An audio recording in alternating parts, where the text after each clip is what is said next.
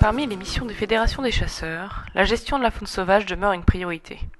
Des protocoles de suivi spécifiques et des outils de gestion adaptés sont mis en place pour les espèces chassables, et notamment pour l'isard, comme ici, dans les Hautes-Pyrénées. Espèce montagnarde rencontrée uniquement en France, l'isard s'observe fréquemment en début et en fin de journée dans les pelouses d'altitude où il s'alimente.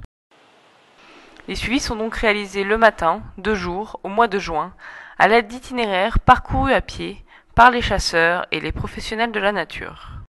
Ce protocole, mis en œuvre depuis plusieurs années dans les Hautes-Pyrénées, est appelé IPS, ou Indice de taille de population.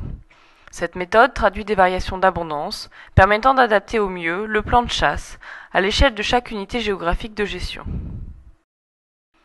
Nous nous retrouvons en Haute-Vallée d'Or, dans le secteur du Riou-Majou.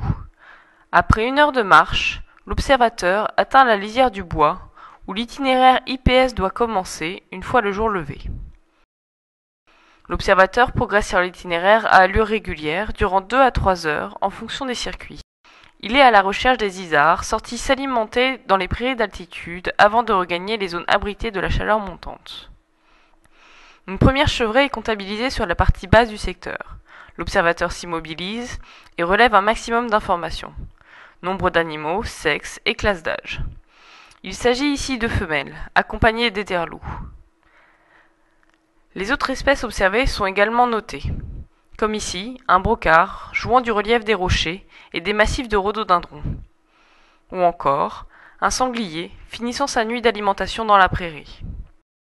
La prospection et les annotations sur la carte se poursuivent jusqu'à la fin de l'itinéraire sur la crête voisine. Une chevrée, observée en crête, et un bouc d'isard isolé concluront ces quelques heures d'observation matinale. Ce même itinéraire sera encore répété 5 fois cette année, puis les années à venir.